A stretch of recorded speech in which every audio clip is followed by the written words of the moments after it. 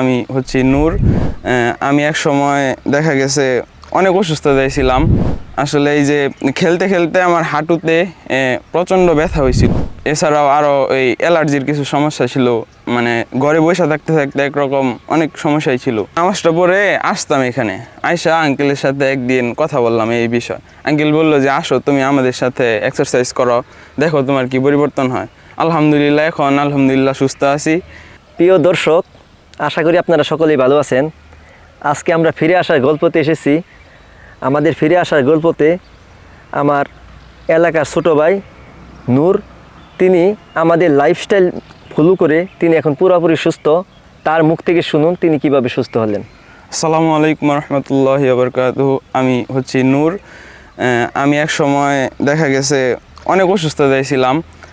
আসলে এই যে খেলতে খেলতে আমার হাঁটুতে প্রচণ্ড ব্যথা হয়েছিল। এছাড়াও আরও এই অ্যালার্জির কিছু সমস্যা ছিল, মানে ঘরে বসে থাকতে থাকতে একরকম অনেক সমস্যাই ছিল। তারপর আমি দেখলাম যে রুহুল আমিন আঙ্কেল এই সকালে মাঠে ব্যায়াম করে আমাদের বাড়ির পাশে আর কি।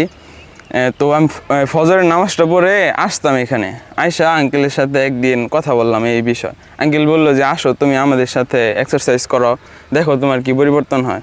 আলহামদুলিল্লাহ, এখন আলহামদুলিল্লাহ সুস্থ আছি। আপনারাও ইনশাল্লাহ চেষ্টা করবেন এই রুহুল আমিন আঙ্কেলের এই যে কথাগুলো এগুলো মানার জন্য, তাহলে আপনারা ইনশাল্লাহ উপকৃত হবেন। এবং সবাই চেষ্টা করবেন ফজরের নামাজটা পড়ার জন্য। একজন অসুস্থ ব্যক্তি কিন্তু আসলে ফজরের নামাজ সকালে উঠে পড়তে পারে না, যারা সুস্থ তারা ইনশাল্লাহ উঠতে পারে এবং পড়তে পারে।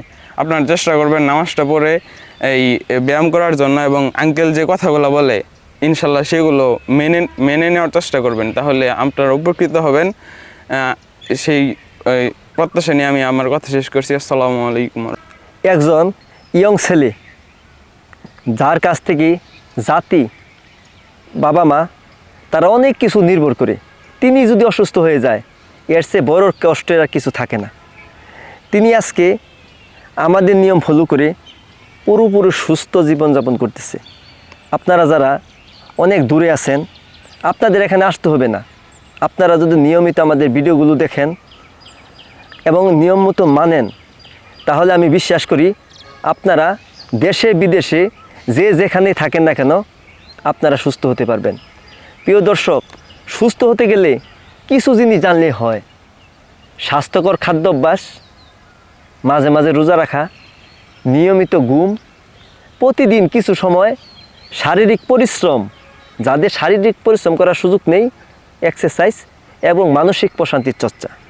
আমরা যদি এই কয়েকটি বিষয় মেনে চলতে পারি, তাহলে আমরা সুস্থ থাকতে পারবো এবং সুন্দর জাতি আমরা উপহার দিতে পারবো। আপনারা সবাই ভালো থাকুন, সুস্থ থাকুন। আসসালামু আলাইকুম রহমতুল্লাহি ওয়া বারাকাতুহু।